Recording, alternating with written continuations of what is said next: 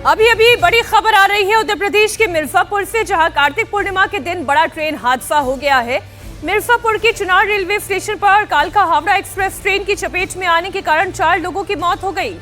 और ये सभी यात्री कार्तिक पूर्णिमा स्नान के लिए आए थे। रेलवे ट्रैक पार करने की कोशिश में यह हादसा हो गया। मौके पर भारी तादाद में पुलिस बल तैनात है और राहत बचाव के काम में एनडीआरएफ, एसडीआरएफ की टीमें लगी हुई हैं। सीएम योगी ने इस हादसे पर शोक जताया है और हादसे की जांच के आदेश भी दिए हैं।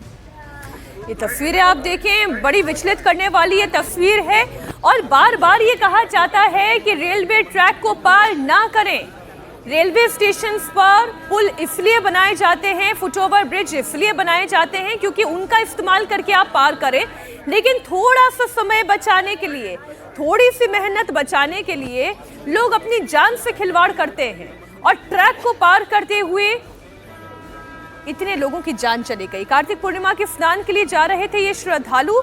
इस पर हालांकि जांच का आदेश दे दिया गया है। अब किसकी गलती रही, क्या रही, वो सब आगे की बात है, लेकिन अपनी लापरवाही भी बहुत बड़ी है। अनामिका गौड़ इस वक्त हमारे साथ संवाददाता जुड़ गई है। अनामिका, ये हादसा कैसे हुआ, डिटेल में बताइए।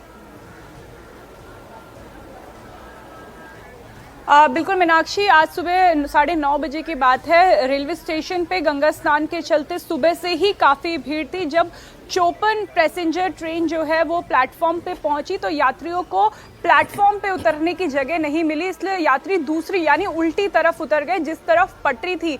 जैसे ही यात्री दूसरी तरफ उतरे यानी गलत साइड उतरे, ऐसे में जो कालका एक्सप्रेस ट्रेन है वो वहां से गुजरी और लगभग 8 यात्री जो है वो कालका एक्सप्रेस ट्रेन की चपेट में आ गए। और अभी तक बताया जा रहा है सूत्रों के हवाले से कि 3 से 4 लोगों की ऑन द स्पॉट ही इस भीषण रेल दुर्घटना में मौत हो गई है। जो रेलवे के बड़े अधिकारी है वो मौके पे पहुंचे हैं, घायलों को अस्पताल पहुंचा दिया गया है।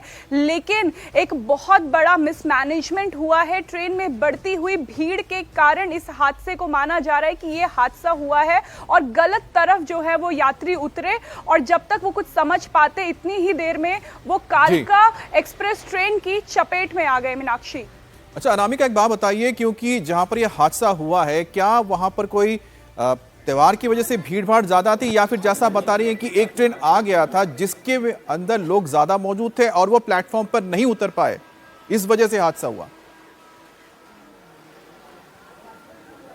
देखिए बिल्कुल आज स्नान का दिन है, त्योहार का दिन है, तो कई यात्री बनारस की तरफ जा रहे हैं, घाट की तरफ जा रहे हैं और पैसेंजर ट्रेन का इस्तेमाल इस स्नान के लिए ज़्यादा होता है क्योंकि लोकल लोग जो है वो ये पैसेंजर ट्रेन में जा रहे हैं। इसलिए पैसेंजर ट्रेन जो है 54 एक्सप्रेस पैसेंजर ट्रेन है उसमें भीड़ बहुत ज़्यादा बढ़ चुकी थी। बनारस की तरफ ये ट्रेन जा रही थी और जैसे ही चुनार रेलवे स्टेशन पे प्लेटफॉर्म नंबर 3 पे गाड़ी रुकी तो यात्री उल्टी तरफ उतर गए क्योंकि एक तरफ बहुत ज्यादा भीड़ थी और वो लेफ्ट साइड उतरे जो कि प्लेटफॉर्म नंबर 4 की तरफ था और प्लेटफॉर्म नंबर 4 पे अचानक से ट्रेन आ गई जिसका यात्रियों को अंदाजा नहीं था। जी अनामिका, मतलब साफ है कि अगर जैसा बता रही हैं कि पहले से ही वहां पर व्यवस्था की होती, क्योंकि कार्तिक पूर्णिमा है उसके चलते भीड़ ज्यादा हो सकती है, तो इसको शायद रोका जा सकता है। लेकिन ऐसा मीनाक्षी बोली रही थी। मीनाक्षी, यहाँ पर यात्रियों को भी ध्यान रखने की जरूरत है, वो भी जागरूक रहे कि कभी भी इस तरह से रेलवे प्लेटफॉर्म पर ना क्रॉसिंग करें और फुट ओवर ब्रिज का ध्यान रखें, तभी आप अपनी जान को बचा सकते हैं। बहुत शुक्रिया अनामिका आपका इस पूरी जानकारी के लिए। अभी अभी एक और बड़ी खबर आपके अपने शहर पूर्णिया से आ रही है, जहां चुनाव के बीच 3 लोगों की संदिग्ध मौत के बाद सनसनी है। और पूर्णिया की हाई प्रोफाइल फैमिली से जुड़ा यह मामला है। बीएसपी के पूर्व लोकसभा प्रत्याशी नवीन कुशवाहा, उनकी पत्नी और बेटी की संदिग्ध परिस्थिति में मौत हो गई है। पूर्णिया के खजांची हाट थाना इलाके की यूरोपियन कॉलोनी का ये पूरा मामला है। बड़ी बात यह है कि नवीन कुशवाहा के गले पर फांसी के फंदे के निशान हैं। नवीन कुशवाहा पूर्णिया के बड़े व्यवसायी भी हैं और उनके भाई निरंजन कुशवाहा जेडीयू के नेता हैं। मौत की खबर मिलने पर पप्पू यादव समेत कई नेता वहां पर अस्पताल पहुंचे। एक सियासी परिवार, 3 लाशें, तमाम सवाल। और मृतक नवीन कुशवाहा के भाई जेडीयू नेता निरंजन कुशवाहा इसे सामान्य मौत बता रहे हैं। उनके मुताबिक नवीन कुशवाहा की बेटी तनु, जो कि मेडिकल 4th ईयर की छात्रा थी, वो घर में गिर गई थी और उसे बचाने के लिए पिता नवीन कुशवाहा गए और सीढ़ियों पर फिसल गए। और ये देखकर सदमे की वजह से उनकी पत्नी कंचन माला की भी मौत हो गई। हमारा बड़े भाई नवीन कुशवाहा जी की पुत्री मेरी भतीजी सीढ़ी से स्लिप की और उनको बचाने के लिए भाई साहब भी उसके साथ जो है स्लिप कर गए और भाभी हमारी ये घटना को बर्दाश्त नहीं कर पाई, उनका हार्ट अटैक यही है। अभी डॉक्टर भी अब जो ये बात कह रहे हैं वो डॉक्टर्स के बात से बिल्कुल अलग है, क्योंकि डॉक्टर्स का मत ये है कि नवीन कुशवाहा के गले पर फांसी के फंदे का निशान है। डॉक्टर्स का कहना है कि देखने से ये लगता है कि नवीन कुशवाहा ने फांसी का फंदा लगाकर खुदकुशी की। उनकी बेटी तनुप्रिया के सिर के पीछे चोट के निशान है, जबकि उनकी पत्नी कंचनमाला के शरीर में किसी भी तरह का कोई निशान नहीं है। उनकी मौत सदमे से हुई है। नवीन कुशवाहा का जो लाया गया गैस में मिस्टेक है, उनको लाइगेचर मार्क है गला में, ये राइट मस्टवार्ड से लेफ्ट मस्टवार्ड तक सब मैंडिबुलर एरिया में ऑब्लिक है, हाफ सर्किल बना हुआ है। ये ज़्यादा संभावना है सुसाइडल का, हैंगिंग टू हैंगिंग। हाँ, उसको सर में चोट लगा है, तो ये तो एग्जैक्ट ना, लेकिन हमको लगता है कि हेड इंजरी एक्सपायर की है, एक्सीडेंटल हो सकता है।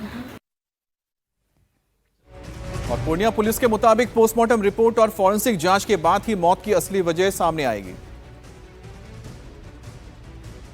पोस्टमार्टम में जो है वो क्लियर होगा कि उसमें लिगेचर मार्क जो है क्या चीज़ से बना है। दूसरा, जो बच्ची है उनके सिर पे जो है पीछे एक चोट हम लोगों को दिखाई दी है, बट ये टीम जो पोस्टमार्टम की होगी वो बताएगी कि वो फेटल इंजरी थी, गिरने से है या कैसे है, क्योंकि जो दोनों बेटे हैं उनके वो फर्स्ट फ्लोर पे थे और इनके जो फैमिली है, रेस्ट जो मेंबर्स थे वो नीचे वाले फ्लोर पर थे। तो उनके द्वारा भी अभी तक ऐसा कुछ उनको नहीं समझ आ रहा है कि क्या ऐसा घटना हुई थी। हमारे सहयोगी नीतीश चंद्र जुड़ गए इस खबर पर। नीतीश, बड़ी ही हैरान कर देने वाली और संदिग्ध परिस्थितियों में मौत की ये खबर है, आखिर हुआ क्या? और दूसरा, इनका जरा पॉलिटिकल प्रोफाइल भी बताइए, उनके परिवार का पॉलिटिकल प्रोफाइल बताइए। जी हाँ, देखिए, अभी खाद बीज के एक बड़े व्यवसायी थे वहाँ, और इसके अलावा बीएसपी से वो लोकसभा का चुनाव लड़ चुके थे, फिर धमदाहा से निर्दलीय प्रत्याशी के तौर पर चुनाव लड़ रहे थे। तो शहर में एक नवीन कुशवाहा का जाना पहचाना नाम था, और यही कारण है कि जब घर में एक ही साथ 3 लोगों की मौत की खबर आई है तो हर कोई हैरान है कि आखिर हुआ क्या। पुलिस अभी तक इस पहेली को सुलझा नहीं सकी है, क्योंकि जिस घर में यह हादसा हुआ उसमें पहली मंजिल पर उनके दोनों बेटे थे। बेटों से बहुत ज़्यादा अभी पूछताछ पुलिस नहीं कर सकी है, चूँकि वो काफ़ी सदमे में हैं। और जो मृतक हैं उनके भाई निरंजन कुशवाहा हैं, उन्होंने जो बातें कही है उस पर पुलिस को और डॉक्टर्स को भी यकीन नहीं हो रहा। उन्होंने कहा कि सीढ़ी से बेटी गिर रही थी, उसको बचाने के लिए फिर नवीन कुशवाहा यानी उनके पिता दौड़े, वो भी गिर गए, और ये देखकर जो है पत्नी की मौत हो गई सदमे से। पत्नी चूँकि दिल की बीमारी उनको थी, अल्सर भी था, और इसके अलावा शुगर की बीमारी भी थी, तो ये बात समझी जा सकती है। लेकिन चूंकि गले पे फंदे का निशान है नवीन कुशवाहा के, तो ये शक है पुलिस को और डॉक्टर्स को भी कि क्या आत्महत्या की कोशिश की नवीन कुशवाहा ने, और फिर बेटी के सिर पर भी चोट है, वो इतना गंभीर नहीं है कि उससे मौत हो जाए। तो ये तमाम ऐसे सवाल हैं जिसका जवाब पोस्टमार्टम रिपोर्ट से ही मिलेगा, और इसलिए पुलिस ने यह तय किया है कि वो मौके पर जाएगी, घटनास्थल का मुआयना करने के अलावा पड़ोसियों से भी पूछताछ करेगी और ये समझने की कोशिश करेगी कि आखिर कोई पारिवारिक मामला इनको अस्पताल कौन लेकर आया? क्योंकि आप बता रहे बेटे तो थे, तो बेटे ने कुछ बताया इस बारे में?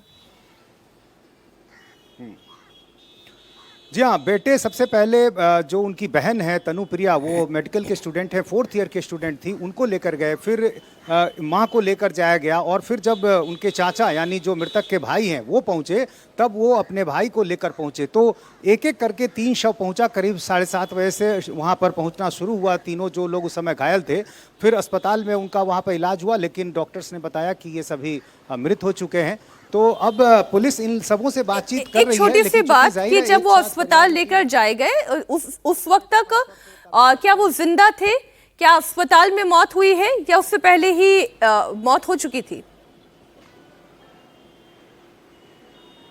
देखिए, पुलिस ने जब बेटे से पूछा है तो बेटे का कहना है कि उन्होंने नब्ज को टटोलने की कोशिश की तो उन्हें कुछ समझ में नहीं आया कि उनकी नब्ज अभी चल रही है, पल्स मिल नहीं पा रहा था उनको। तो ऐसी स्थिति में वो तुरंत हॉस्पिटल की तरफ रश किए और वहाँ हॉस्पिटल में पहुंचने पर डॉक्टर्स ने ये बताया कि ये जीवित नहीं है। तो ये आप मान सकती हैं कि एक तरह से मृत ही वो वहाँ पर लाए गए, ब्रॉड डेड लाए गए हैं। नीतीश, आप नजर बनाए रखें। बहुत शुक्रिया आपका इस पूरी जानकारी के लिए।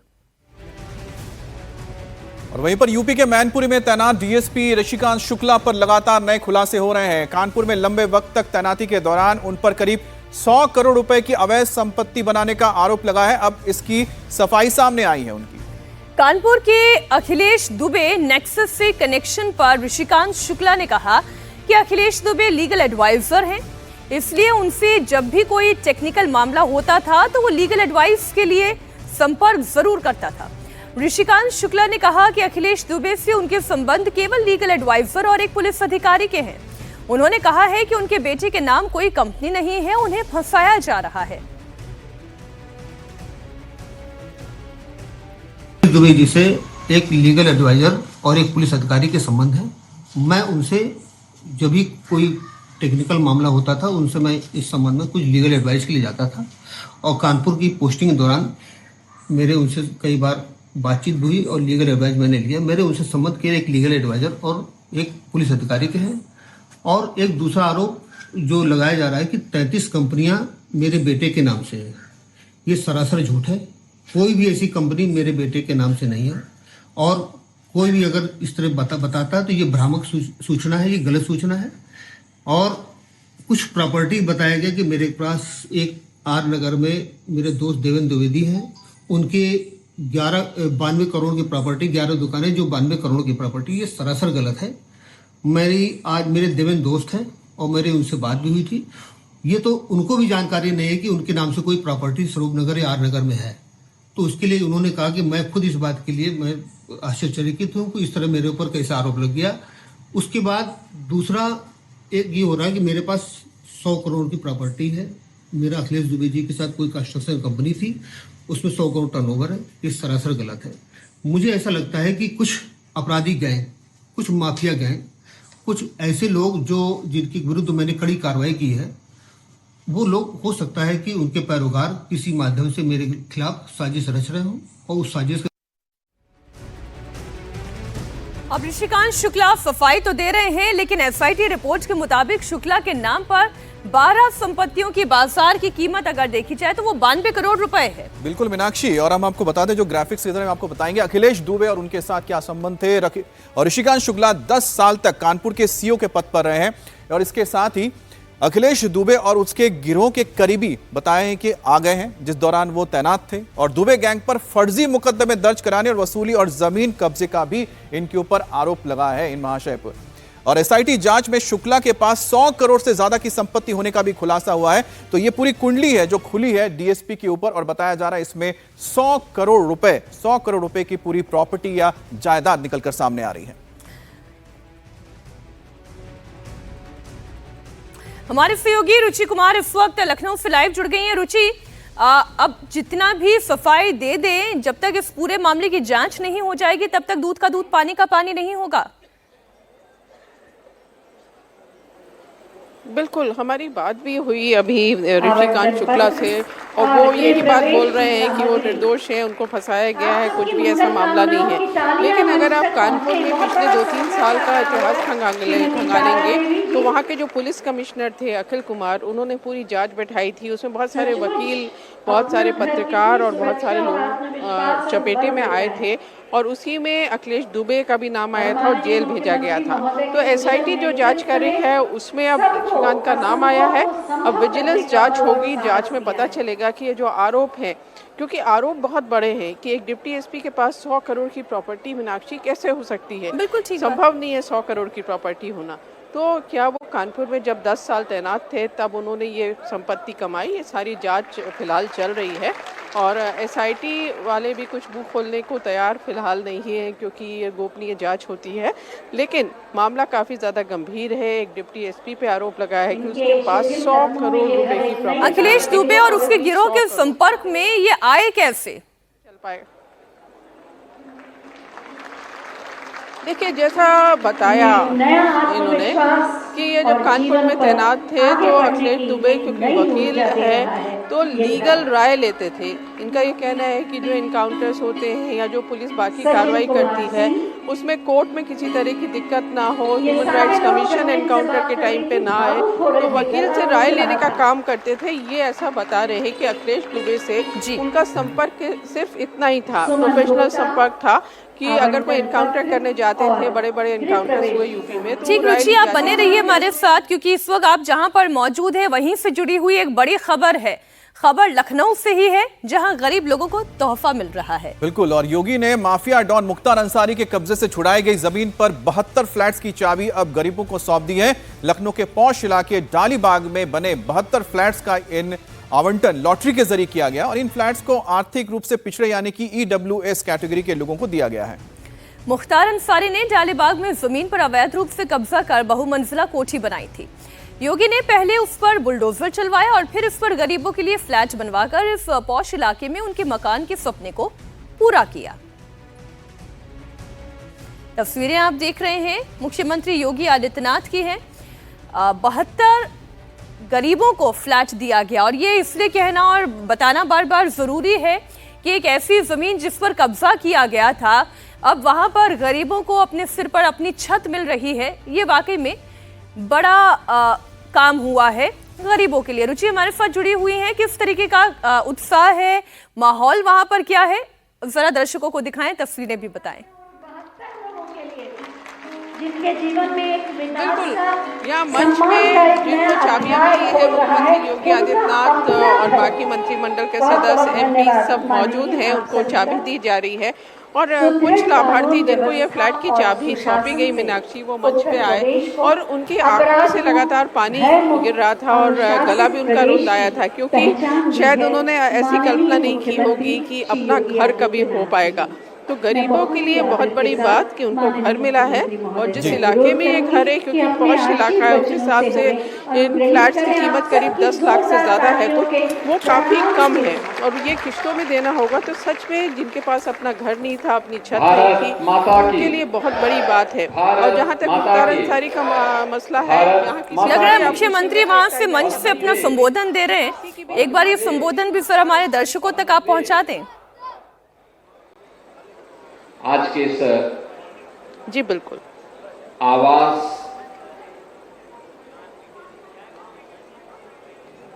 की चाबी उपलब्ध कराने के समारोह में उपस्थित आज के इस आवास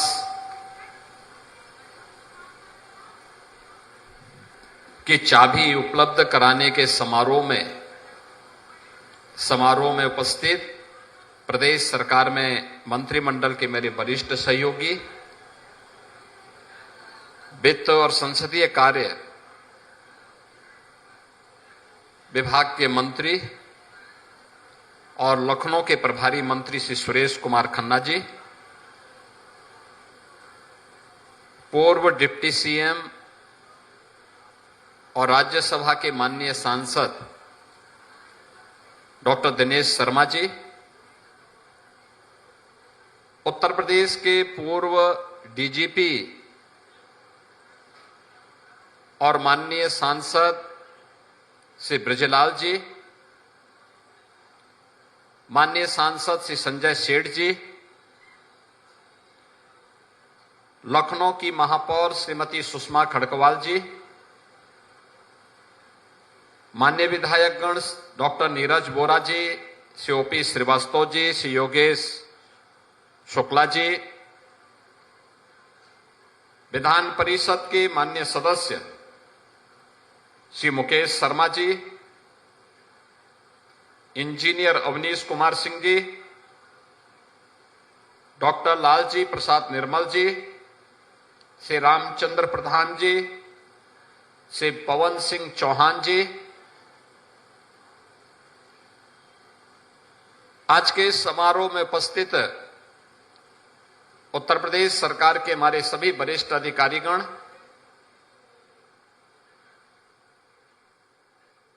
आवास विभाग लखनऊ विकास प्राधिकरण से जुड़े हुए सभी अन्य वरिष्ठ अधिकारीगण, सम्मानित अतिथिगण और उपस्थित बहनों और भाइयों,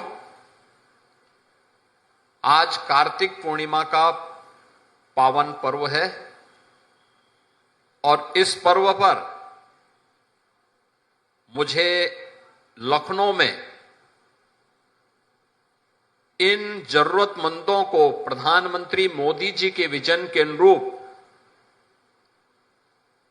एक एक आवास उपलब्ध करवाने का सौभाग्य प्राप्त हो रहा है। मैं कार्तिक पूर्णिमा की पूरे प्रदेश वासियों को हृदय से बधाई देते हुए, जो लाखों की संख्या में श्रद्धालु अलग अलग नदियों में, सरोवरों में स्नान कर रहे हैं, गढ़मुक्तेश्वर में, टिगरी में, सुखतीर्थ में, बदायूं में, प्रयागराज में, काशी, अयोध्या और अन्य सभी पवित्र नदियों में लाखों की संख्या में श्रद्धालु आज स्नान करके पुण्य का भागीदार बन रहा है। और ये मेरा सौभाग्य है कि मैं इस अवसर पर लखनऊ में एक कुख्यात माफिया से खाली कराई गई भूमि पर इन लाभार्थियों को आवास आवंटन के कार्यक्रम के साथ जुड़ रहा हूं। मैं प्रदेशवासियों को कार्तिक पूर्णिमा की और आवास प्राप्त करने वाले सभी उत्तर प्रदेश के नागरिकों को हृदय से बधाई देता हूं, अपनी शुभकामनाएं देता हूं। आज का ये कार्यक्रम केवल एक कार्यक्रम नहीं है, ये अपने आप में एक संदेश भी है कि अगर किसी गरीब की, किसी व्यापारी की, किसी सार्वजनिक संपत्ति की और किसी सरकारी भूमि पर किसी माफिया ने, किसी अपराधी ने कब्जा किया तो उसका यही हाल होगा जो यहां पर हम लोगों ने किया है और वही हाल होगा जो प्रयागराज में इससे पहले हम लोगों ने किया है। बहनों और भाइयों, ये लखनऊ की सबसे प्राइम लोकेशन है, सबसे प्राइम लोकेशन। एक आवास जिसे एलडीए ने 10,70,000 में उपलब्ध करवाया है, अगर मार्केट रेट के हिसाब से इसको देखा जाए तो ये कम से कम 1 करोड़ में पड़ती यहां पर। लेकिन रियायत करते हुए मेरी इच्छा थी कि जब माफिया से खाली करवाएंगे तो माफिया से खाली कराने के बाद हम इस लैंड पर गरीबों का आशियाना बनाएंगे, क्योंकि माफिया से खाली होगी तो गरीब का आशियाना ही उसमें बनना चाहिए। और ये उन लोगों के लिए भी संदेश है जो लोग माफिया को अपना शागिर्द बनाते हैं, उनके कब्र में जाकर के फतिया पढ़ते हैं, उन माफिया को गले लगा करके गरीबों का शोषण करते हैं या करवाते रहे हैं। अब उत्तर प्रदेश में तो नहीं कर पाएंगे, उत्तर प्रदेश की जनता तो उनकी असलियत समझ चुकी है, इसलिए उनको जवाब देती है। लेकिन ये सभी जगहों के लिए बराबर लागू होता है। ये माफिया किसी के नहीं है, पेशेवर अपराधी किसी के नहीं है, ये हर गरीब का शोषण करते हैं, ये हर व्यापारी का अपहरण करके प्रॉपर्टी बनाते हैं और सामान्य नागरिकों के लिए, बहन और बेटियों की सुरक्षा के लिए इनके गुंडे, इनके गुर्गे हमेशा खतरा पैदा करते रहे हैं। और इसीलिए जब 2017 में आदरणीय प्रधानमंत्री जी ने मुझे उत्तर प्रदेश में सेवा का अवसर दिया तो हमने पहले दिन ही तय किया था कि उत्तर प्रदेश की जो छवि है इसको बदलना है। उत्तर प्रदेश के बारे में जो नकारात्मक छवि देश और दुनिया में है इसको हमें बदलना होगा और इसके लिए अपराध और अपराधियों के प्रति माफिया और माफिया प्रवृत्ति की किसी भी प्रकार के कृत्यों के प्रति हमें जीरो टॉलरेंस की नीति के तहत कार्य करना होगा। और आपने देखा होगा पिछले 8.5 वर्ष में बिना रुके, बिना डिगे, बिना झुके अनवरत रूप से ये कार्रवाई चली है। और मैं उन लोगों से जो अब भी इन माफियाओं के साथ सहानुभूति रखते हैं, उन सब से कहूंगा कि वे अपने पैरों पर कुल्हाड़ी मार रहे हैं। अपने संगठन, अपनी संस्थाओं की अपूर्णीय क्षति कर रहे हैं। याद करिए, ये वही माफिया हैं जो माफिया भारत के संविधान का अपमान करते थे, कानून की ध्वजियां उड़ाते थे। इनके लिए अधिकारी का कोई मतलब नहीं, इनके लिए अपराध मायने रखता था। और अपने अपराध से छाती ठोक करके ये उस समय की सरकारों को झुकाया करते थे। और उस समय के सत्ताधारी दल भी इनके सामने नतमस्तक होकर के घुटना टेकने के लिए इन अपराधियों के सामने किस प्रकार से गिड़गिड़ाया करते थे।